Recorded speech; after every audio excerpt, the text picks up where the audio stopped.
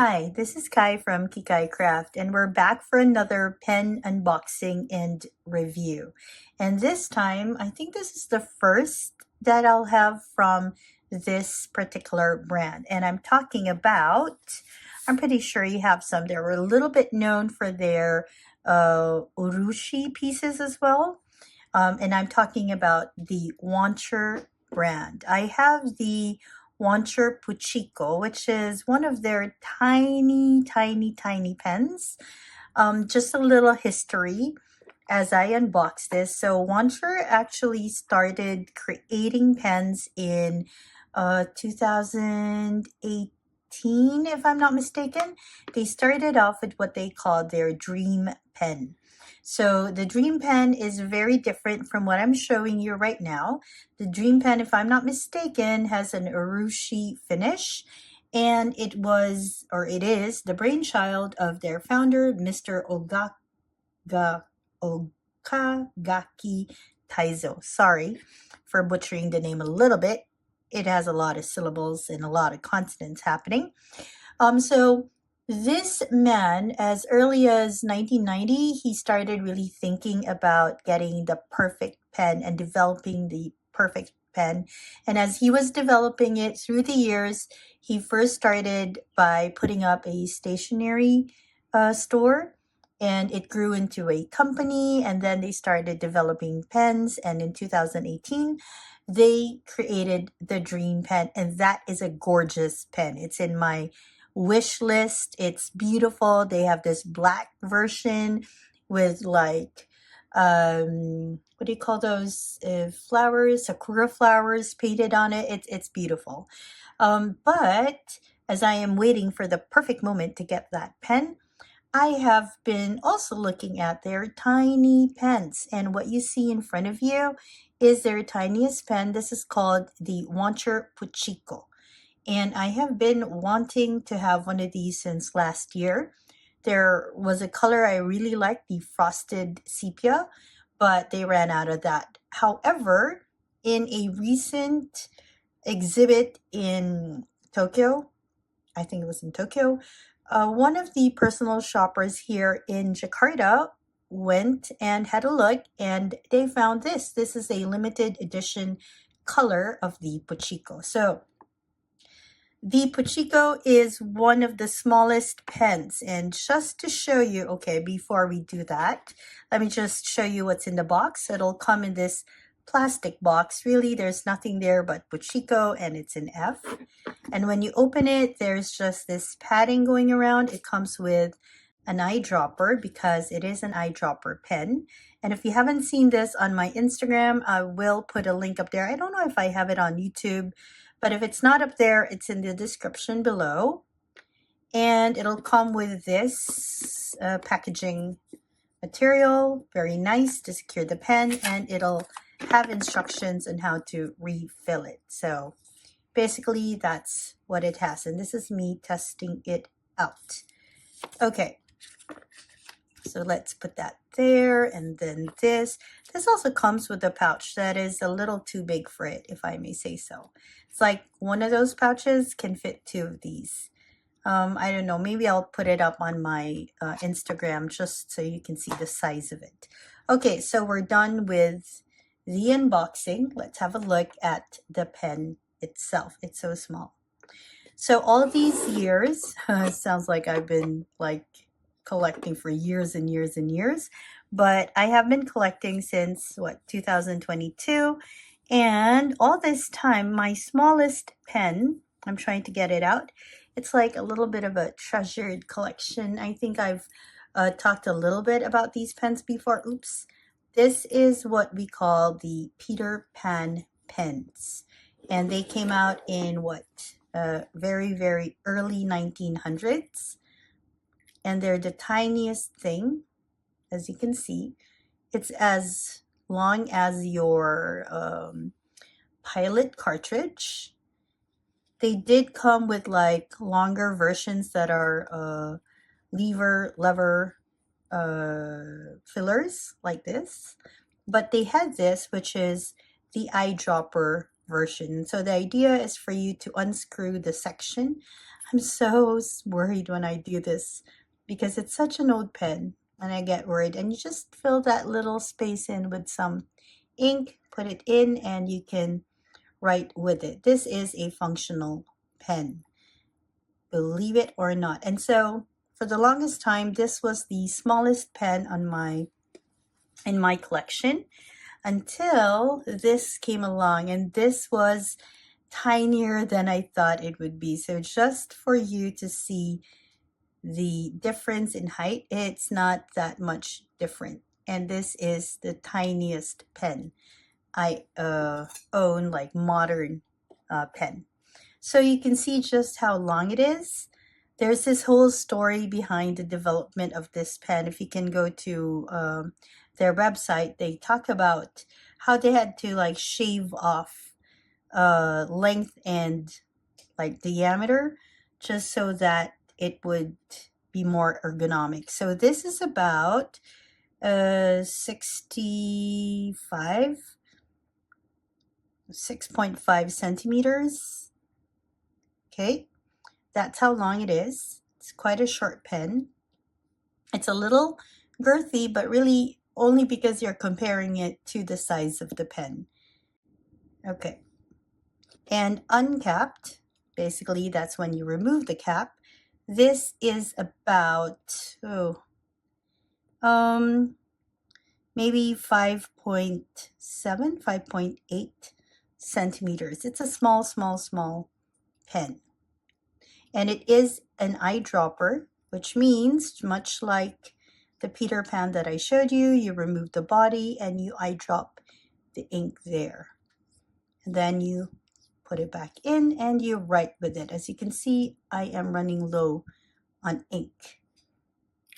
Okay, so how does this size compare with the more commonly collected pens? So let's go ahead and have a bit of a size comparison just so you can visualize it better. All right, so what do we have here? We have the Jinhao 82, which is roughly the same length as your Sailor Pro Gear Slim Mini. You have your Opus 88, which is also another eyedropper.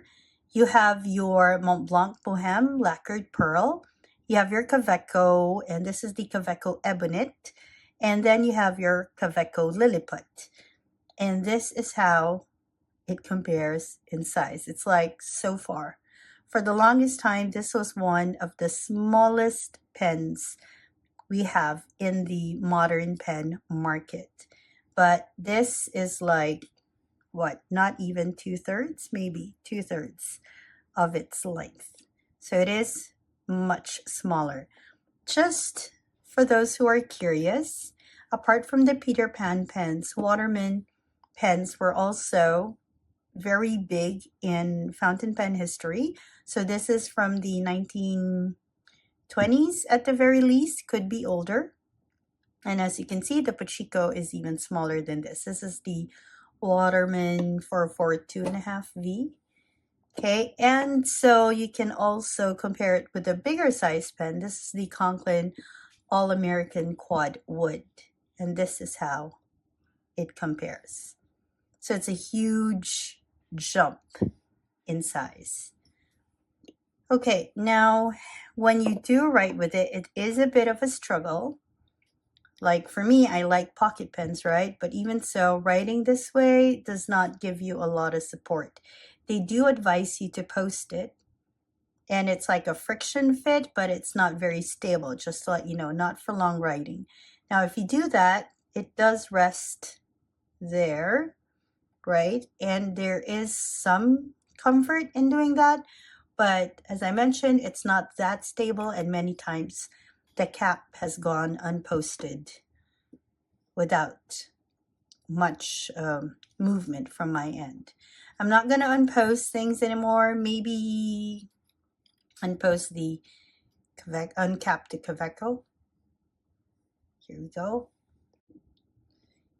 So if you do unpost this, uncap it. I usually post this for the bigger pens just to see the length, but in this case, I'm not even going to post it because you'll know it's going to be like longer already. So this one posted is even smaller or shorter, tinier than the Kaweco uncapped. So it's a pretty small piece. If you want to compare it with, let's put that aside. If you want to compare it with the Lilliput, this is the Lilliput brass wave. Okay, just so you see, it's about the same length as a brass wave if it is unposted. Unposted basically means the cap is not at the bottom finial of the pen. So yeah, it's about the same length as your Lilliput if this is posted and this is unposted. But if it's also unposted, definitely shorter than your Lilliput. This is just to give you, an idea of the length of the pen. It's a tiny pen. And because it's a tiny pen, it will go easy into like your wallet, your coin purse, basically anywhere. So it's easy to put away, and I think if you're not careful, it's also a little easy to lose. Okay, so let's put this aside for you, and let's just put things back.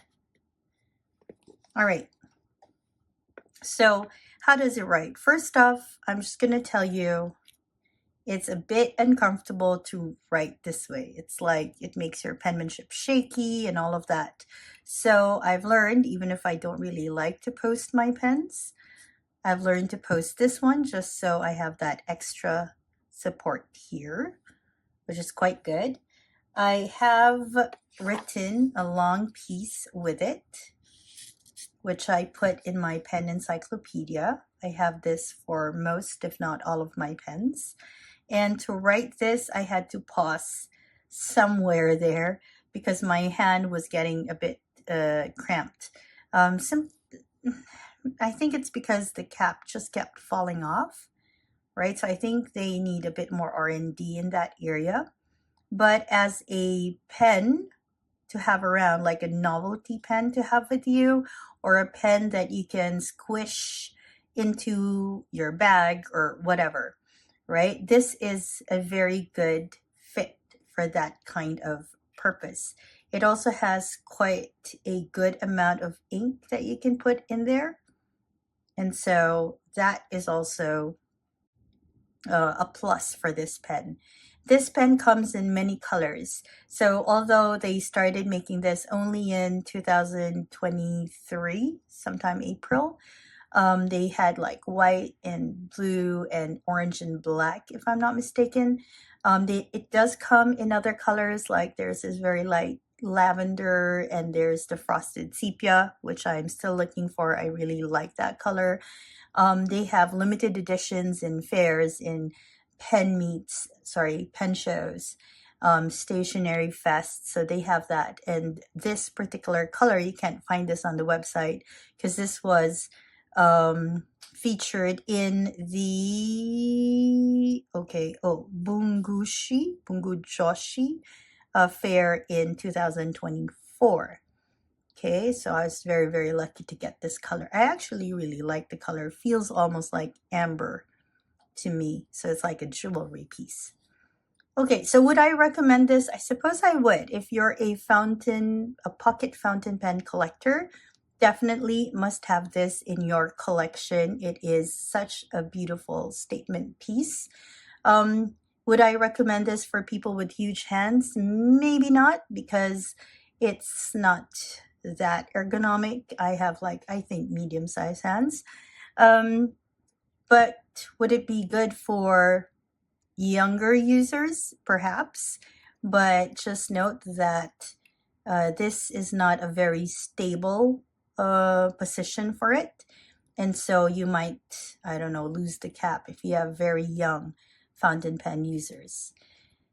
I am glad to have it in my collection because I love these tiny pens. And if you do collect them, definitely get yourself one of these. Look at the finial. I love the finial in this. This is the Wancher logo. All right. Oh, and does it write? Well, yes, the Wancher nibs are fantastic. They're smooth. They don't have feedback, but they're not like so like satiny smooth that they glide over. I have a hard time with those nibs. So it has just the right sort of friction on paper, at least on this particular paper. Okay, so, oh yeah, I can hold about 1.5, more than 1.5 ml of ink, just so for those who'd like to know. Okay, so I hope that this has been useful for you in case you've been looking at getting one of these. I think right now they have the Puchico, which is a bigger version of this. I don't know how big that is. So if you have been sort of thinking about which one to get and you're wondering just what the size of this is the size of it and this is the look of it.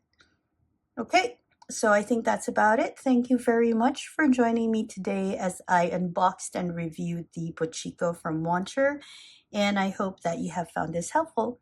Wherever you are, I hope you're having a great day or a restful evening. Bye, everyone.